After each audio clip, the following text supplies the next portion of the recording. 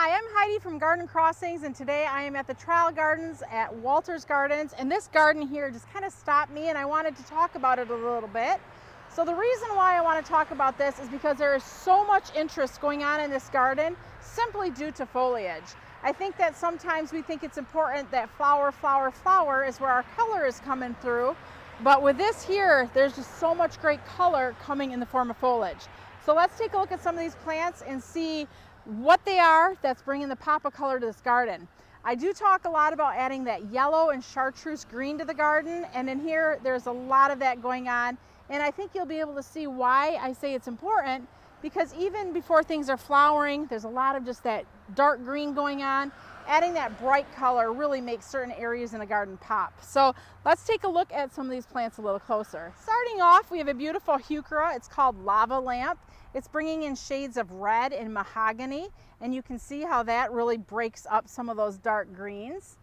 Making our way around, we have some ajuga, and that's got that dark black foliage with the beautiful purple flowers in the spring. Planted behind the ajuga, you're seeing bright splashes of yellow, and that's a heuchera called Lemon Love. And then behind that is even some ferns, which really add some nice texture with their red stems.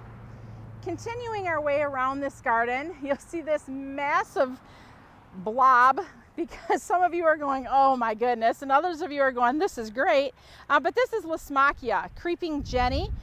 Goldilocks is another name for it. And this is one of those plants that often are used in hanging baskets as kind of a trailer.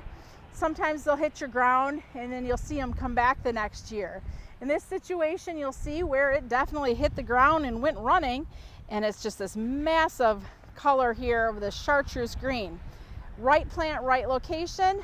My garden, this would not be the right plant, although I say that, and Rod did plant some up at the Northern Michigan garden, but we're going to have to keep that under control because this here is simply just kind of taking over the space. But it looks nice because it's a bright splash of color. You'll notice in the middle of that Lismachia, there's a few heuchera in there. They're called Timeless Night, and I'm surprised that they're actually holding their own and not getting swallowed up by the Lismachia. Continuing as we go, there's a few more ajuga planted in here. They're the yellow ajuga with the purple flowers, part of the Feathered Friends collection. This is the Parrot Paradise. So it's really a very pretty plant. Again, ajuga is one of those that spreads, but right place for the right plant in the right place, it does a beautiful job in the garden.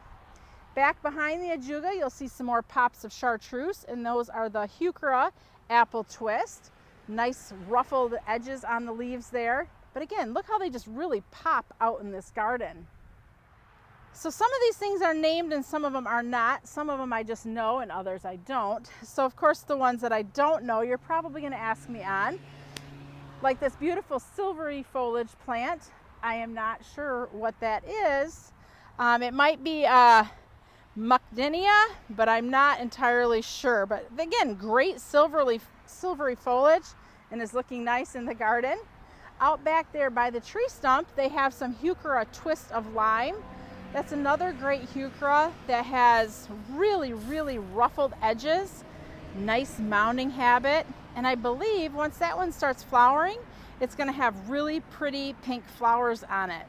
So that's another thing when you're looking at corbels or heuchera, is some bloom with reds, some are pinks, some are whites. There's a lot of different color variations that can go on with the colors of their bloom. And the last one we're going to look at here is another lime green one, and it's called Pistachio Ambrosia. Beautiful plant, a little bit bigger than some of the others that we've seen so far. But the thing to really point out is looking at the different textures on the leaves with some of these different heuchera. But overall, all in all, the main thing we're trying to do here is just show how important it is to plant the various foliage colors in a garden. Specifically here looking at the yellows and the chartreuse greens. They just add an excellent pop of color to any garden. I'm Heidi from Garden Crossings.